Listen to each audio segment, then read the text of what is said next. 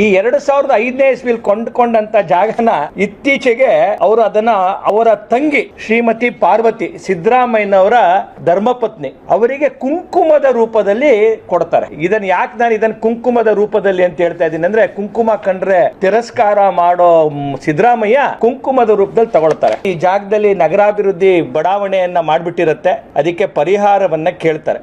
ಹಣದ ರೂಪದಲ್ಲಿ ಪರಿಹಾರ ಕೊಡ್ತೀವಿ ಅಂದ್ರೆ ಬೇಡ ಅಂತ ಹೇಳ್ತಾರೆ, ನಮಗೆ ಭೂಮಿನೇ ಬೇಕು ಅಂತ ಕೇಳ್ತಾರೆ. ಒಮ್ಮೆ ಬಿಜೆಪಿ ಸದಸ್ಯರಿಲ್ದಿರುವಂತ ಸಭೆ ಒಳಗಡೆ ಧ್ರುವನಾರಾಯಣ ಅವರ ಅಧ್ಯಕ್ಷತೆ ವಹಿಸಿದಂತ ಸಭೆ ಒಳಗಡೆ ಇದಕ್ಕೆ ಮಂಜೂರನ್ನ ಭೂಮಿ ಬದಲು ಸೈಟ್ ಅನ್ನ ಕೊಡಬೇಕು ಅಂತ ಮಾಡ್ಕೋತಾರೆ. Dhruvanarayan, Maritibbegowda, M K Somashekar, Keshavamurthy, Ramesh Bandi Siddegowda, Sandesh Nagaraju, Srikanta Swamy, Narayana Swamy, Sathi Shivamallu, Somashekar, M S Kantharaju, B N Girish, Suresh Babu, Narasimhagowda ಇವರೆಲ್ಲ ಸೇರಿ ತೀರ್ಮಾನ ಮಾಡ್ತಾರೆ.